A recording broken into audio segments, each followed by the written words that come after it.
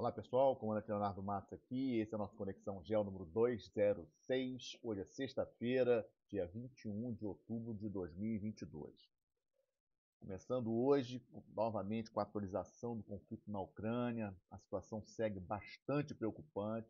Na parte militar, a Rússia essa semana se viu fazendo vários ataques sobre a infraestrutura elétrica, principalmente a infraestrutura elétrica da Ucrânia.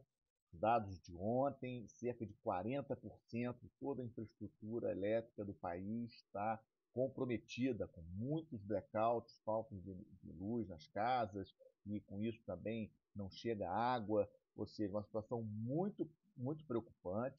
Então, na parte militar, esse ataque russo é um dos destaques. Eu diria que é uma medida, na verdade, já mostrando um certo desespero do Putin, né? Alegadamente está fazendo isso em função daquele ataque à ponte de Kerch, né? Que ele realmente se sentiu bastante, digamos assim, ultrajado pela coragem dos ucranianos de fazer esse ataque contra a ponte que ele construiu e inaugurou em 2018. Mas o que a gente não pode deixar de esquecer é que ele já poderia ter feito isso antes. E aí vem aquela pergunta: por que não fez isso no início logo do conflito? Porque ele sabe de que ele está perdendo ainda mais corações e mentes dos ucranianos. Os ucranianos que hoje estão no escuro, aqueles ucranianos hoje que estão sem água, eles obviamente estão colocando toda a culpa disso no presidente Putin da Rússia. Então, e outra coisa, a gente não pode esquecer que existem muitos descendentes de ucranianos, parentes de ucranianos, vivendo dentro da própria Rússia. Então, esse sofrimento extra da população civil ucraniana em função desses ataques à infraestrutura elétrica também vai comprometer o Putin dentro do país. Por isso que ele não fez isso antes. Também nessa parte militar, já pelo lado da Ucrânia, a Ucrânia segue a contraofensiva, principalmente para retomar aquela região do sul, a região de Kherson. Eu já tinha comentado isso na semana passada. A região de Kherson é uma região importantíssima e ela ali, digamos assim, ela é justamente que fica entre a Ucrânia e a Crimeia, né? A região, a Crimeia, vocês lembram que foi anexada à Rússia em 2014, e a Crimeia é a região mais importante para a Rússia dentro das regiões que ela está ocupando na Ucrânia. Também na parte política, um movimento forte do Putin decretando lei marcial nos 4 novos territórios anexados por ele, pela Rússia, nas últimas 2 semanas atrás, que eu já comentei sobre isso, o que é um movimento inédito. Nunca tinha sido decretado lei marcial durante todo o governo do presidente Putin. Ou seja, vemos que estão numa situação realmente crítica para ele. Aqueles 200 mil reservistas, eles ainda não estão prontos, eles ainda não estão na linha de frente. O Putin sente que ele não vai conseguir, ele não está conseguindo segurar as forças ucranianas, inclusive já com retirada de população da cidade de Kherson, que já foi decretada, inclusive, pelo comandante das forças russas. Ou seja, isso é uma situação muito importante. Na parte econômica do conflito como um todo, já estamos olhando aqui para os efeitos na Europa. Muitas greves, principalmente na França. Domingo, uma violência impressionante em Paris, que nós vimos nas cenas. Terça-feira, agora, greve, com paralisação de metade de todos os trens do país. Aquele problema também de combustível, de falta de combustível nos postos de gasolina. Vimos também greves na Alemanha, protestos na Alemanha, protestos na Itália. Ou seja, é com isso que o Putin conta, né? Conta com essa instabilidade na Europa, conta que a população europeia acabe pressionando os seus governos a parar de apoiar a Ucrânia, forçando o Zelensky a negociar. E o Zelensky sabe disso, o Zelensky precisa avançar, precisa retomar território para poder sentar na mesa de negociações numa situação melhor. Então, nós estamos nesse jogo.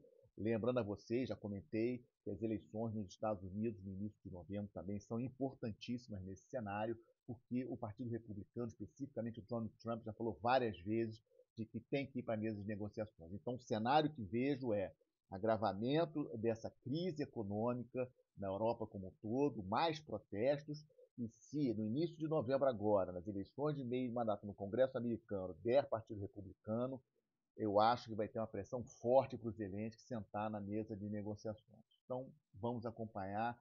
É um conflito que não tem como a gente prever quando vai acabar, uma situação de muita dificuldade, especialmente para a Europa e para a própria Rússia, lógico, Ucrânia e os europeus, de uma maneira geral, bastante afetados com esse conflito. Mas o tema mais importante se tornou, na verdade, ontem, o tema mais importante do Conexão Geo de hoje foi a renúncia da Liz Truss, primeira-ministra do Reino Unido.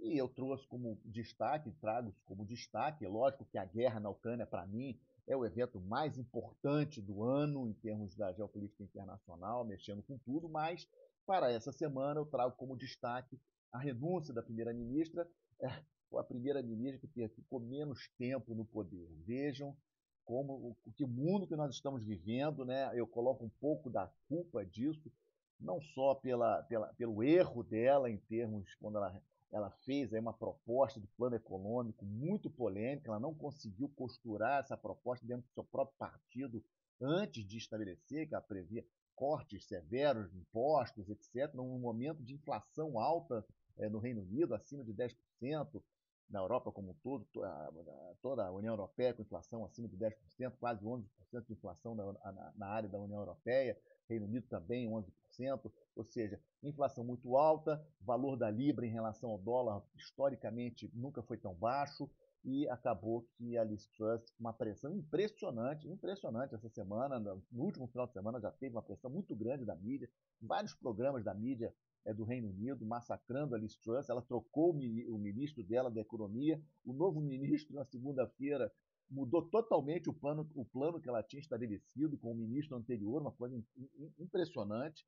E agora, então, estamos aguardando o Partido Conservador, que é o partido que venceu as últimas eleições, tem o direito de escolher um novo primeiro-ministro. E pasmem todos, né? Li ontem à noite de que é possível até voltar o Boris Johnson. São coisas assim. E por que isso aí também é muito importante? O Reino Unido não é um país qualquer. O Reino Unido é uma das maiores economias do mundo, é um dos 9 países que possuem armas nucleares, é a terceira força, a segunda, terceira força militar da OTAN, né? Estados Unidos em primeiro, França e Reino Unido ali dividindo a segunda posição da OTAN, digamos assim, importantíssima para a OTAN, importantíssima para a Europa de uma maneira geral, e lógico que essa instabilidade no Reino Unido, quem acaba gostando muito disso é o Putin, é a Rússia, que olha com isso como uma oportunidade aí de enfraquecer um rival bastante importante nessa disputa aí de poder global. Vamos acompanhar aí o desenrolar dessa crise no Reino Unido e quem será o novo primeiro-ministro britânico. Indo para o nosso estamos de olho, especificamente para o encerramento do Congresso do Partido Comunista Chinês, que será amanhã, sábado, é importante. Eu vou deixar para falar mais sobre esse final do Congresso no próximo Conexão Gel, quero ver as notícias de hoje, o que sai de hoje em termos de definição com relação ao Comitê Central, que é formado por 7 membros, um deles é o secretário-geral, que vai ser o Xi Jinping. O Xi Jinping vai ganhar um terceiro mandato. Né? Esse evento do Congresso do Partido Comunista Chinês acontece a cada 5 anos, um evento importantíssimo. Xi Jinping, 69 anos, vai conseguir um terceiro mandato inédito. No último domingo, ele discursou por quase 2 horas, bem menos do que em 2017, quando ele tinha discursado mais de 3 horas.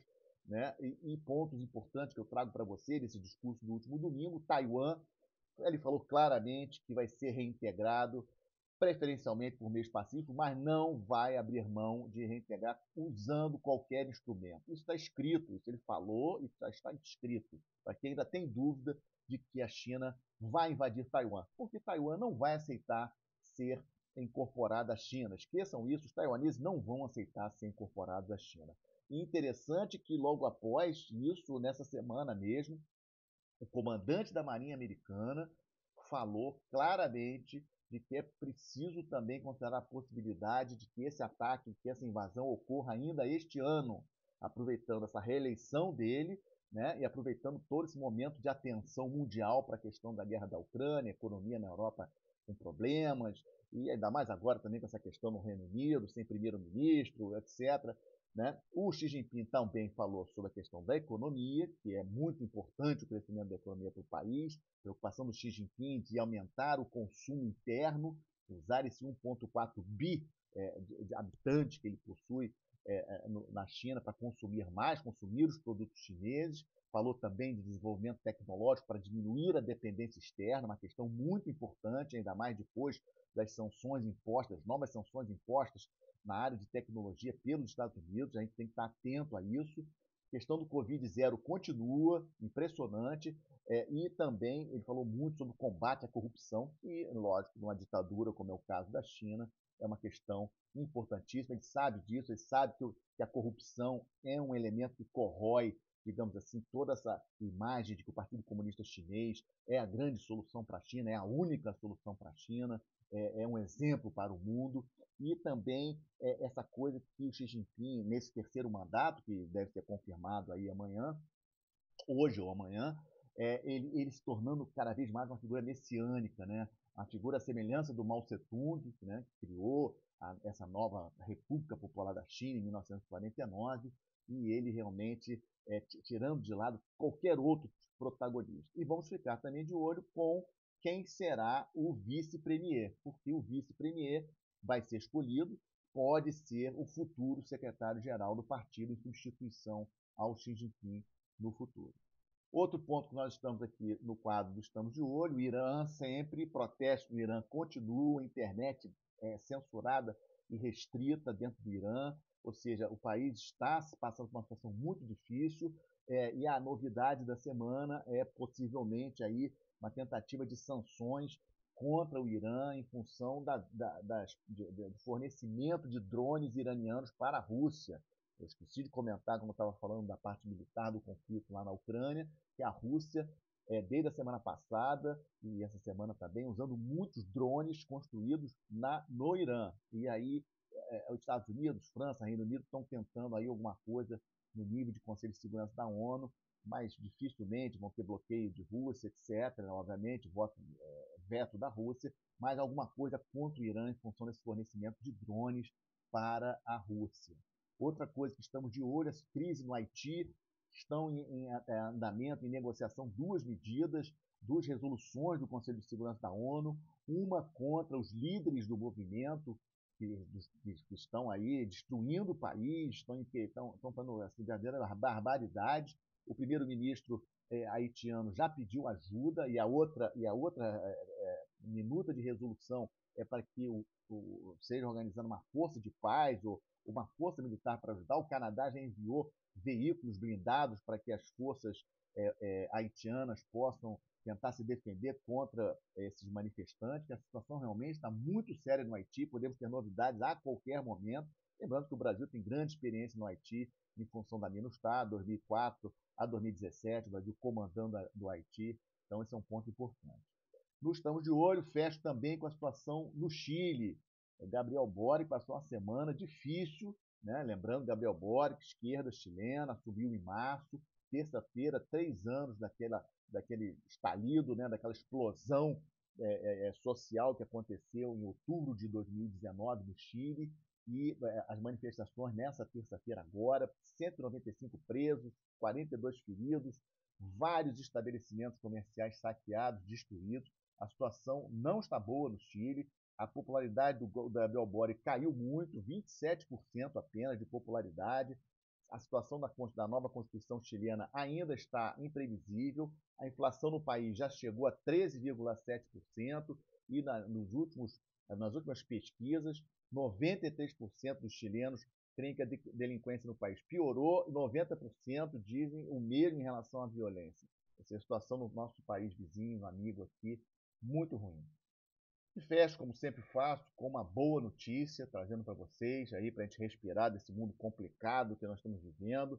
Né? Nessa última terça-feira, o navio patrulha sendo com Araguari, da Marinha do Brasil, subordinado ao comando do 3º Distrito Naval, lá em Natal, sediado em Natal, encerrou com sucesso, total sucesso, a participação do Brasil na Operação Gran África Nemo, mais uma operação que o Brasil participa, ajudando os seus países irmãos da África no combate à pirataria, a crimes transnacionais, pesca ilegal. As marinhas e as guardas costeiras dos países africanos são muito frágeis, são muito poucos navios, e esse Gran África Nemo é um exercício conduzido pela França. Para vocês terem ideia da importância da presença do Brasil, apenas Estados Unidos, Itália e Espanha, logicamente além de França e Brasil, enviaram navios para esse exercício para ajudar ao treinamento dessas marinhas. O Araguari ajudou especificamente as marinhas e guardas costeiras de Costa do Marfim, Guiné, Serra Leoa e Libéria ali no litoral